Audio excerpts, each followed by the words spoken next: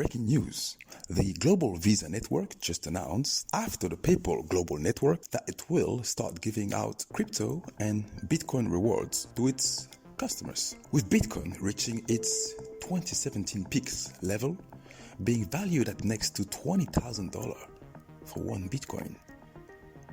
Is this a case of crypto fear of missing out? Call it crypto FOMO? Or simply a game theory move by the Global Visa Network towards its decentralized counterpart, that is the Bitcoin Global Network? And if so, what is the end game in 2020 for the Global Visa Network 11 years after the first printout of one of the most influential white paper of known time? More of that next in Satoshi's Corner, Season 1, Episode 4.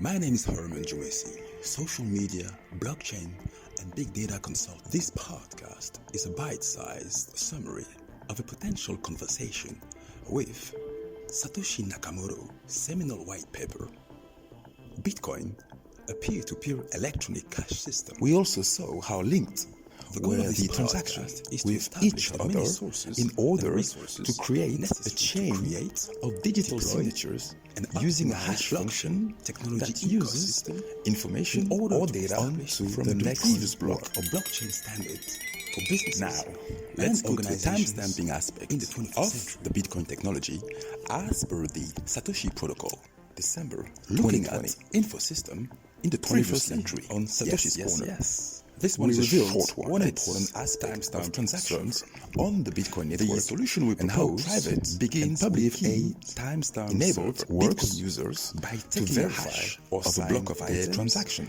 to be timestamped and widely publishing the hash, such as in a newspaper or Usenet post. You have to remember, the Usenet predates the internet or the World Wide Web as you know it. Well, we'll go back to it. The timestamp proves that the data must have existed at the time, obviously, in order to get into the hash. Each timestamp includes the previous timestamp in its hash, forming a chain with each additional timestamp reinforcing the ones before it. Now let's look at the graph. There is a graph, okay?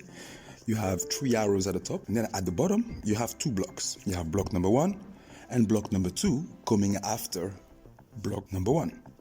And then you would have block number 3, which is getting created.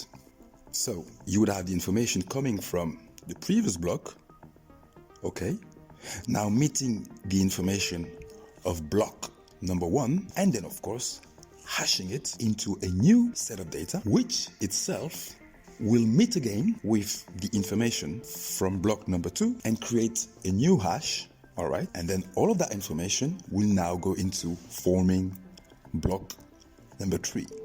So that's the idea of the chain, because all the blocks are linked together. In the second part of this reading, we will explore what the SERP or search engine result page, or AERP, answer engine result page, of Google, YouTube, Alexa, Siri, Bing, and others are responding to it. Otherwise known in the 21st century as social consensus around an idea or concept. This is what the SERP and AERP are to us today in the 21st century. Social consensus around an idea or a concept. Well, the first article is actually non-related to our issue today. It's from Stack Overflow blog, or stackoverflow.blog, right? HTTPS, of course, no www. It's written by Tommy Meister. It was written on December the 3rd, 2020, and it's giving tips to stay focused and finish your hobby project. It's a very interesting issue here because that makes you understand also how hard it is to get a project off the ground, and especially when you look at project like our project here, the Bitcoin project. It has a very interesting graph where when you plan a project, you plan to go from step A to step B.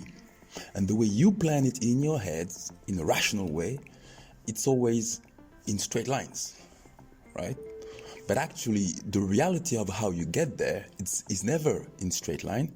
It's always in a S line, or almost, should I say, a snake line, right?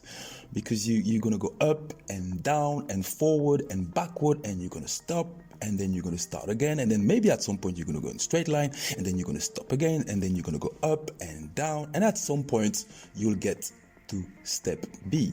And that's the reality of most projects. No project actually ends up being done in straight line. So of course he gives you a few tips, like preparing for roadblocks, okay, coming up with a working prototype as quickly as you can. He said publish your working beta, all right, never take a long break, enjoy the process, of course. So that's really how you master this skill of finishing a hobby project.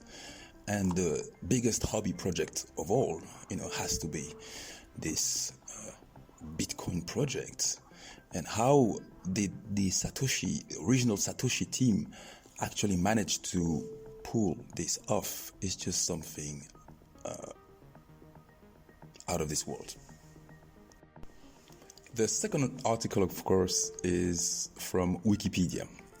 I will never ever recommend Wikipedia for a source for any kind of information. However, from time to time you do find gems on it. So, if the information is good, and I've read the whole document, it looks good, then, you might as well use it. It's available, let's use it, and it's free. Okay, Wikipedia.org, right? That's the website. Trusted time stamping. Trusted timestamping is the process of securely keeping track of the creation and modification time of a document. Security here means that no one, not even the owner of the document, should be able to change it once it has been recorded, provided that the timestamper's integrity is never compromised. The administrative aspect involves setting up a publicly available, trusted timestamp management infrastructure to collect, process, and renew timestamps. So the timestamping operation has to be the basis of any info system in the 21st century. You have to be able to timestamp transaction between the users of your info system. The article also refers to the fact that the idea of timestamping information is centuries old. Robert Hooke and the Hooke's Law, Sir Isaac Newton, Leibniz, all have played around with the idea of timestamping. Creating a timestamp, the technique is based on digital signature and hash function. Digital signature. So first, a hash is calculated from the data. And a hash is sort of a digital fingerprint of the original data. A string of bits that is practically impossible to duplicate with any other set of data. If the original data is changed, then this will result in a completely different hash. We talk about censorship resistance there. Decentralized timestamping on the blockchain. With the advance of cryptocurrencies like Bitcoin, it has become possible to get some level of secure timestamp accuracy in a decentralized and tamper-proof manner. Digital data can be hashed, and the hash can be incorporated into a transaction stored in the blockchain, which serves as evidence of the time at which that data existed.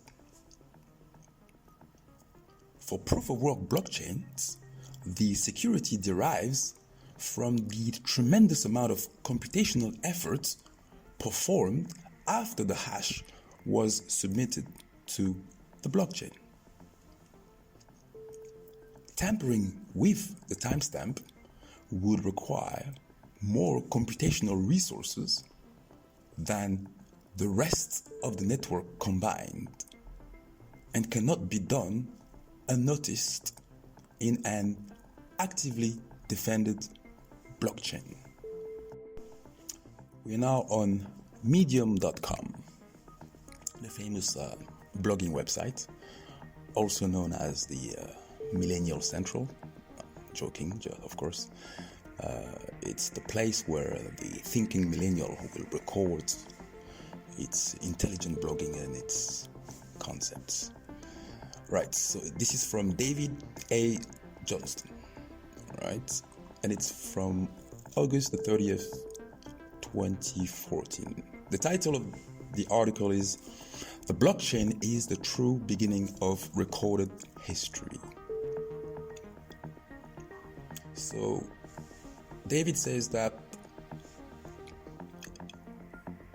since the beginning of mankind, information and history has been recorded on paper. But he's lamenting that state, saying that, however, due to the fragile, combustible, and generally decaying nature of paper, surprisingly few original historical records from before the time of the printing press have survived to today.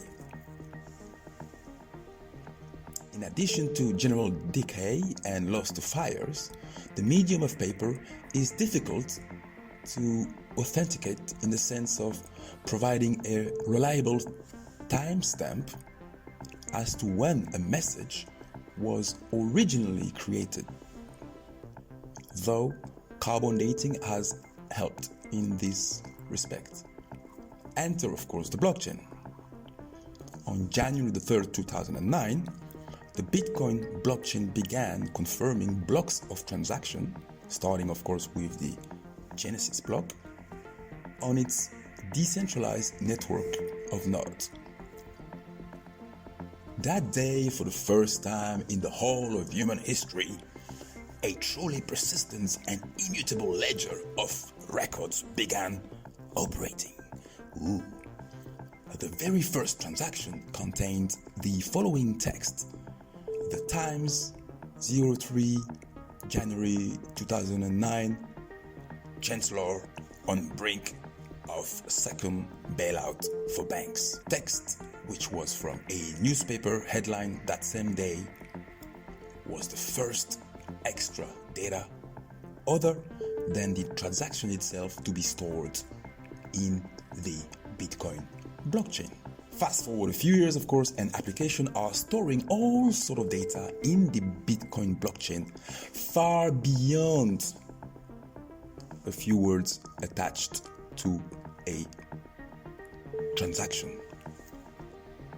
One of the methods to accomplish this is known as proof of existence, where the user hashes a long document into a short string of letters and numbers and places that hash into the blockchain.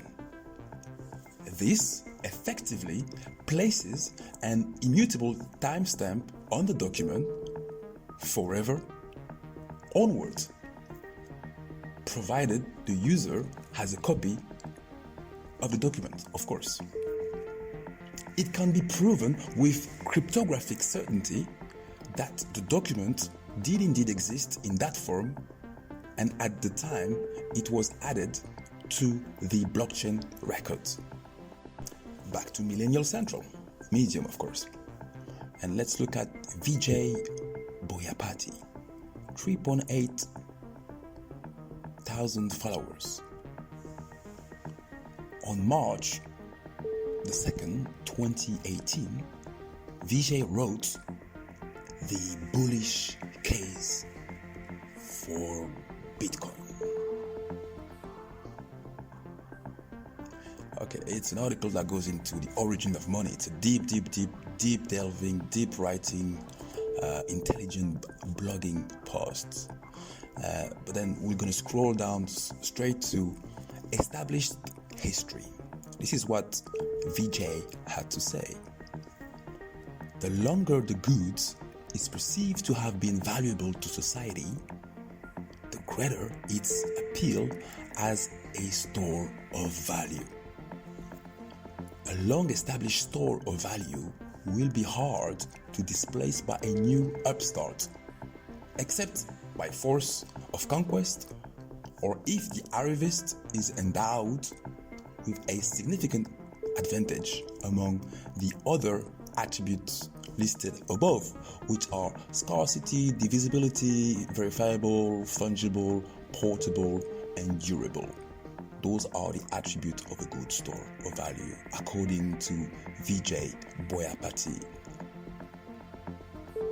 Pundit, a great pundit by definition. Now, of course, we're going through a words that we saw in the document called Usenet. Usenet are use groups predating Facebook, Twitter, even the World Wide Web. Right. And this article is from a gentleman. It was on techradar.pro, right? IT Insight for Business. It's a website, it's a blog. All right. The writer is Desire Atho, and he wrote on May the 16th, 2018. So that's the article now. What is Usenet? 5 things you didn't know about it. Long before web forums, blogs, Twitter, and in many cases the web itself. All right, so we scroll down and we go there. Usenet newsgroups predate the web. Before you accessed websites on the internet through a web browser, there was Usenet. U-S-E-N-E-T. It was an era when computing required a command line and a computer weighed as much as a human being. It was basically a tank or a mattress. The alt.hypertext Usenet newsgroup is where Sir Tim Berners-Lee, creator of the WWW, then a humble contractor for one of the largest nuclear research labs in the world, first detailed his idea for what we know today as the WWW in a URL, Uniform Resource Locator string. For example, https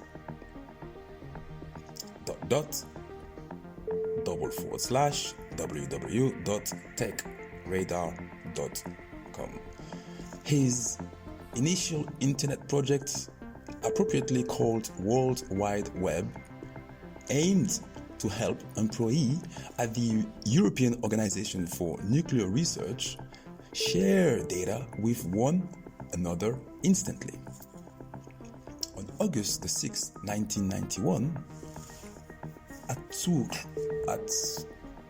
3 o'clock GMT, he wrote, "The World Wide Web projects aims to allow links to be made to any information anywhere. Anywhere, anytime, any place. The address format includes an access method, namespace, and for most namespace, a hostname and some sort of path." Usenet was, of course, originally designed for academia and then became the home for many web culture reference. So you could expect the Satoshi group to be quite active on Usenet. And of course, Usenet was text only until the late 90s, and then it became videos and image. And despite vintage packaging, Usenet is here to stay.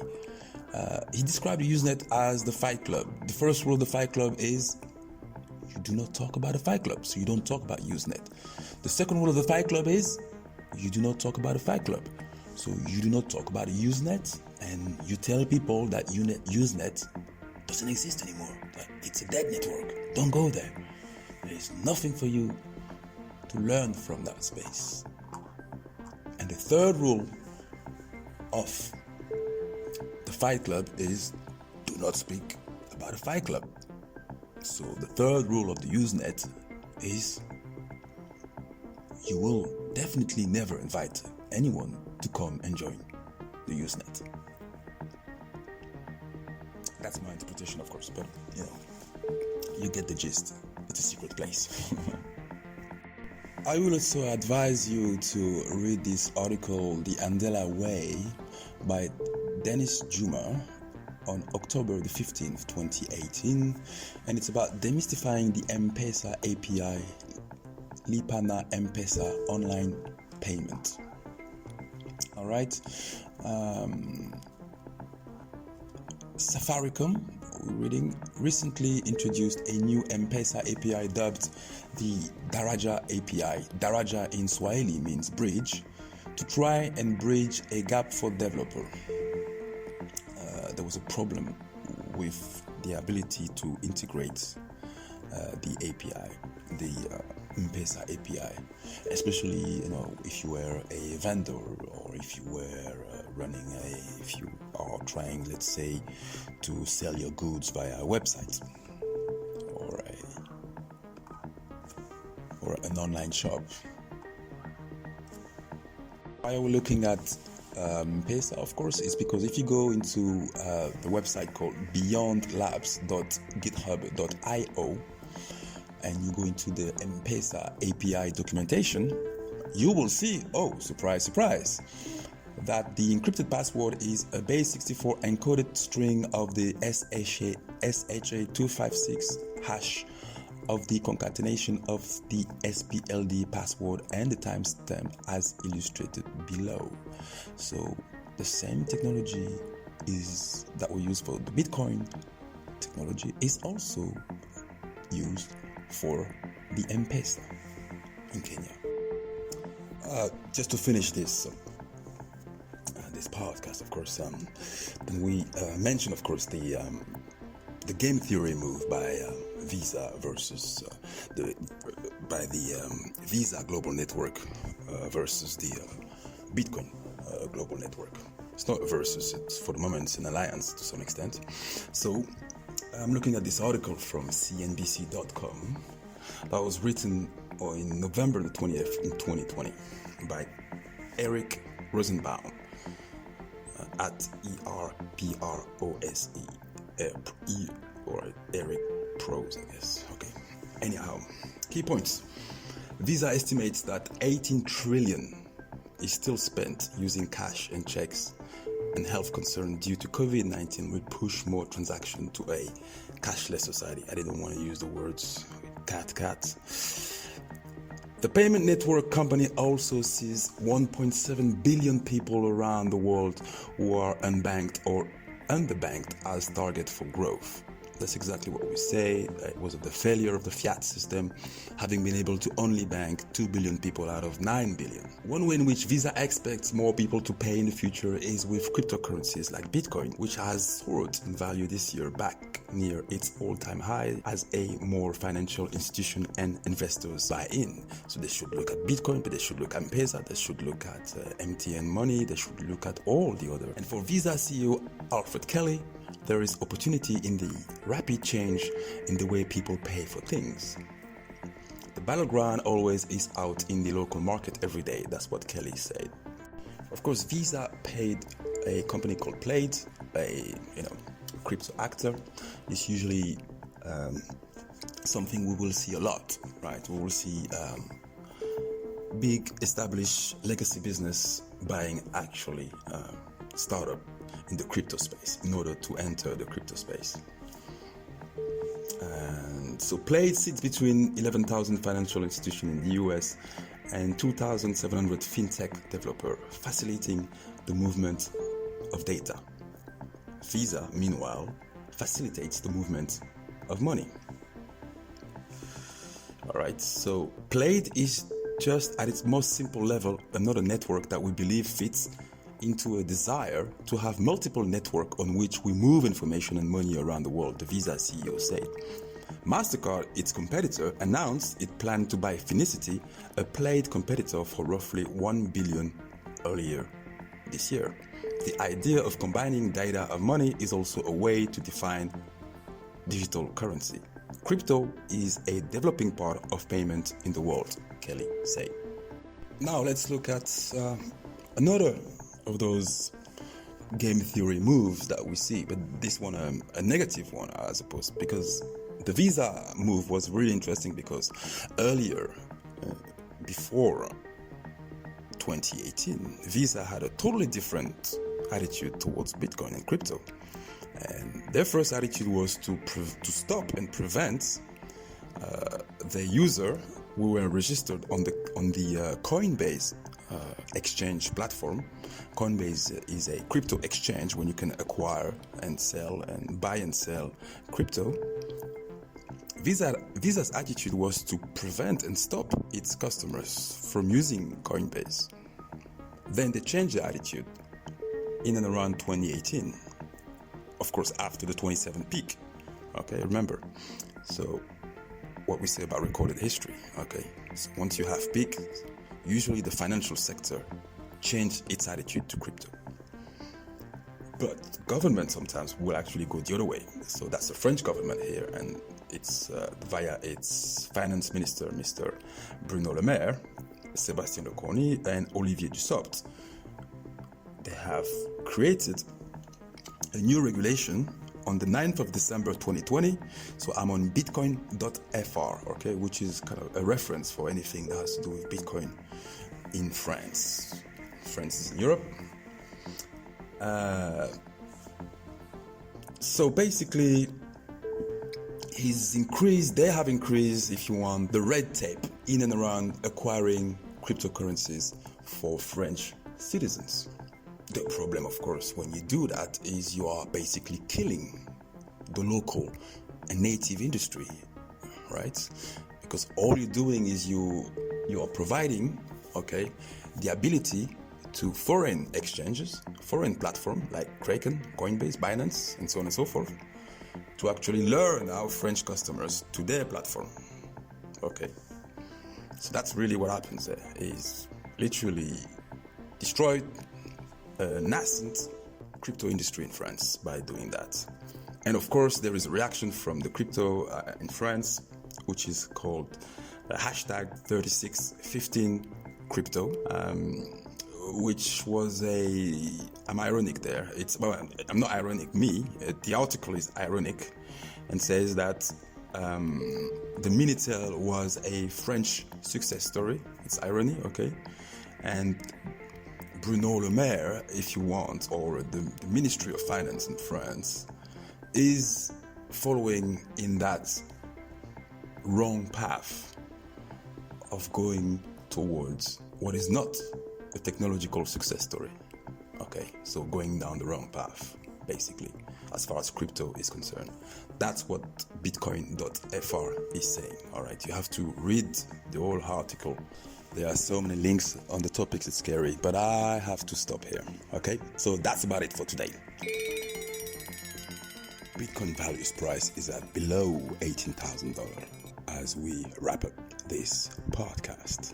Next week, in episode 5, let's explore a potential vulnerability in the Bitcoin global network. Yeah, a vulnerability. Yeah. My name was Hermann Djoumessi, MA, CEO and founder of the ADMP Virtual Incubator.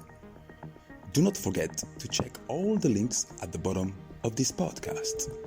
Subscribe to ADMP newsletter on ADMP Incubator /Substack, SUBSTACK. Find ADMP on Twitter at Team ADMP or visit our website www.admpawards.biz. Subscribe to this podcast on Spreaker, Spotify, YouTube, Podchaser, Amazon, and all the good platforms you do subscribe too. Find and share our podcast on social. #ADMP. And smash the like button, please. #stay resilient. #Matrix out.